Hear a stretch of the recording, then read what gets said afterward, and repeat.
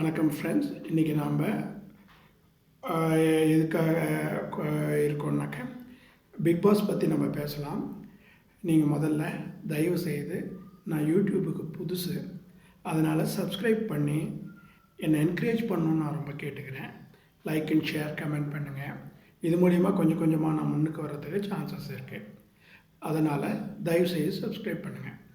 நாம் இப்போ big pass பற்றி பேசலாம். ஃபஸ்ட்டு சனிக்கிழமை அன்றைக்கி நடந்த அந்த வெள்ளிக்கிழமை டாஸ்கில் பெரிய தப்பு பண்ணது பிக் பாஸும் விஜய் சேதுபதியும் தான். ஒருத்தருக்கு அடிப்படுற மாதிரி ஒரு டாஸ்க்கை நம்ம அங்கே வைக்கவும் கூடாது. ஒன்று. ரெண்டாவது, அப்படி வச்சாலும் அதுக்கான பாதுகாப்பு உபகரணங்களை நம்ம கொடுத்துருக்கணும். அப்போ தான் அவங்க அந்த மாதிரி விளையாடலாம். இப்போ 2 பொண்ணுங்க ஒரு பையன் விளையாடும்போது பையனுடைய ஸ்ட்ரென்த் ரொம்ப அதிகமாக தான் இருக்கும் 2 பொண்ணுங்களை விட. அதை புரிஞ்சுக்கிட்டு திவ்யா விலகினாங்க.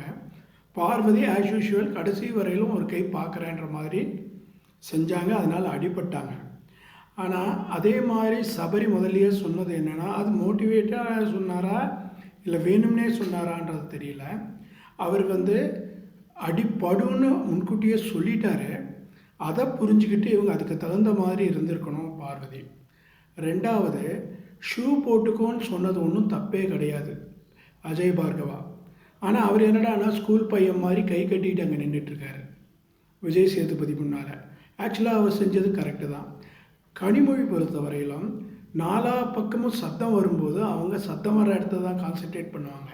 சிங்கிளால் சத்தம் போகிறதெல்லாம் யாருமே கான்சன்ட்ரேட் பண்ணவே முடியாது. அதுதான் சைக்காலஜி. அப்புறமா என்ன சொல்கிறோம்னாக்க, ரெண்டாவது தர்பீஸ். இந்த தர்பீஸ் இருக்கார் இல்லையா, முக்கால்வாசி இன்றைக்கி அவரை வெளியில் அனுப்பிச்சிடுவாங்கன்னு தான் நினைக்கிறேன். சண்டே அன்றைக்கி வெளியில் அனுப்பிச்சிடுவாங்கன்ற ஒரு ஊர்ஜிதமான தகவல் கிடச்சிருக்கு. அவர் நெகட்டிவ் அப்ரோச்சாக இருந்தாலும் அவர் கொஞ்சம் பிக் பாஸ் பூஸ்டப் ஆகிறதுக்கு ஒரு இதாக இருந்தார். ஆனால் நிறையா கெட்ட வார்த்தைகள், அவருடைய ஆக்டிவிட்டீஸ் எல்லாம் பார்க்கும்போது அவரை வெளியில் அனுப்புனது ஒரு பக்கம் நல்லது தான். ஆனால் இப்போ பார்வதியை பொறுத்தவரை சிங்கிளாக நின்று விளையாட போகிறாங்க. இனிமேல் அவங்களுக்கு யார் கை கொடுக்க போகிறாங்கன்னு தெரியல. கமருதீன் பொறுத்தவரையிலும் அவருக்கு வேணும்னா தான் பார்வதி கிட்ட போய் வர தவிர வேறு எந்த டைம்லேயும் அவங்களுக்கு ஹெல்ப் பண்ண மாட்டா அப்படி. அதனால் கமருதீன் மதில் மேல் பூனை. அதனால் இவங்க வேறு ஏதாவது ஒரு கூட்டணி அமைச்சே தீரணும். ஏன்னு கேட்டால் இங்கே நிறையா கூட்டணிங்க இருக்குது. கூட்டணி இல்லாமல் ஒரு பார்வதியை மட்டும் தனிமைப்படுத்தினாங்கன்னா அது ரொம்ப பெரிய ரிஸ்க் ஆகும். அவங்க தனிமைப்படுத்தப்பட்டு அவங்க ரொம்பவும் சஃபர் ஆவாங்க அப்படின்றது என்னுடைய அசம்ஷனு.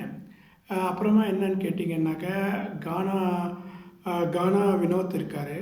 கானா வினோத்துக்கு இனிமேல் யாருமே எதிரி இல்லைன்னு நினைக்கிறேன். ஏன்னா திவாகர் தான் வெளில போயிடுறாரு. அதனால் அவர் ஒரு புது எதிரி ஏற்படுத்திக்குவாருன்னு நினைக்கிறேன்.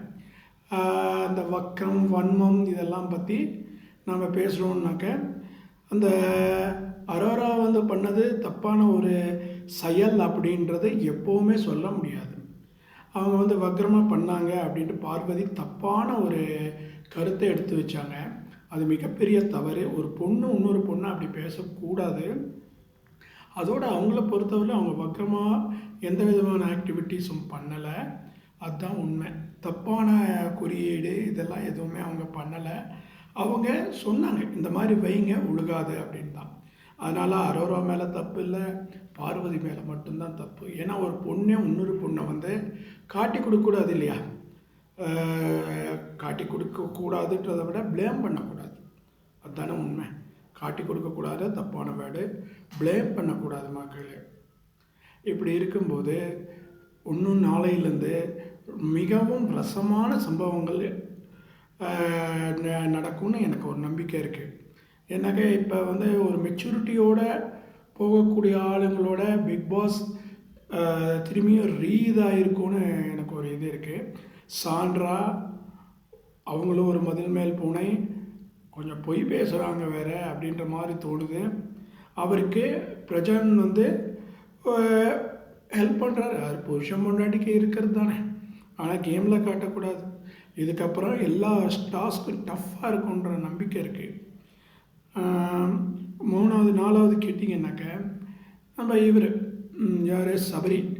சபரியை வந்து இப்போ ரொம்பவும் கிட்டத்தட்ட திவாகர் லெவலுக்கு கொண்டு போய் விட்டுட்டாங்க. அவர் முரட்டுத்தனமாக ஆடினார். ஏன்னா ஜெயிக்கணுன்ற மோட்டிவேஷன் எல்லாருக்குமே இருக்கிறது தானே, ஜெயிக்கிறதுக்கு தான் பண்ணார். ஆனால் அவரும் தப்பு பண்ண மாதிரி விஜய் சேதுபதி முன்னால் ஸ்கூல் பையன் மாதிரி கை கட்டிட்டு நின்னார். இவங்க எல்லாருமே பண்ணது கரெக்டு. ஆக்சுவலாக பிக் பாஸு பாதுகாப்பு உபகரணங்களை கொடுத்துட்டு விளையாட வச்சுருக்கணும். அப்படி கொடுத்துட்டு விளையாடி இருந்தால் இந்த மாதிரி பிரச்சனைக்கு தீர்வுன்றதே தீர்வாயிட்டிருக்கும். யார் மேலேயும் தப்பு இல்லாதபடி. அவங்க பண்ணது பெரிய தப்பு. பிக் பாஸ் பண்ணதும் தப்பு. அதை வந்து இது பண்ணி விஜய் சேதுபதி எல்லாரையும் திட்டினதும் தப்புன்னு எனக்கு தோணுது. இது என்னுடைய கருத்து.